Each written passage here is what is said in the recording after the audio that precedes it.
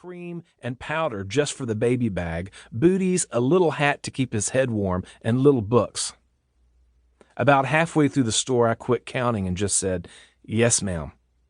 To Maggie, every detail, no matter how small, had meaning. She must have said, "Oh, look at this," or "Isn't this cute?" 100 times. When we reached the checkout counter, we were leaning on 2 ridiculously overflowing carts. Some marketing genius had stacked the most expensive teddy bears right up in front. Only a blind man was without excuse. Maggie, wearing a baggy pair of denim overalls, batted her big brown eyes and tilted her head.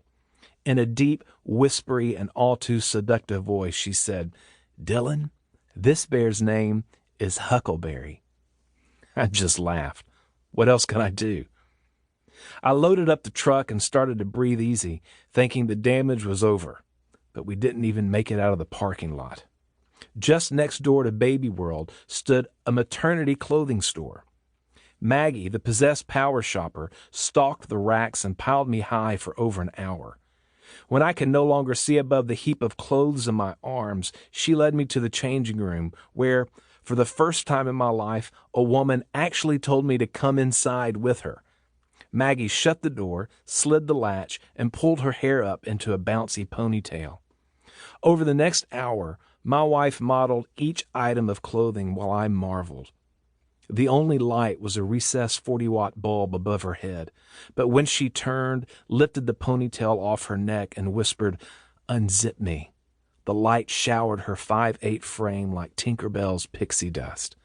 It fluttered off the blonde, fuzzy hair on the back of her neck and the sweat on her top lip, over her square, tanned shoulders and down into the small of her back, along her thin hips and long runner's legs, and then finally swirled around the muscular shape of her calves. God, I love my wife. From shorts to shirts, pants, dresses, skirts, maternity bras, nursing bras, 6-month underwear, 9-month underwear, jackets, and sweatshirts, the fashion show continued. As she tried on each item, Maggie stuffed the 8-pound pillow inside her waistband, put her hand on her hip, leaned forward on her toes, and looked at herself in the mirror. "Do you think this makes me look fat?" Mags, no man in his right mind would ever answer that question. "Dylan," she said, pointing her finger, "answer my question." "You're beautiful."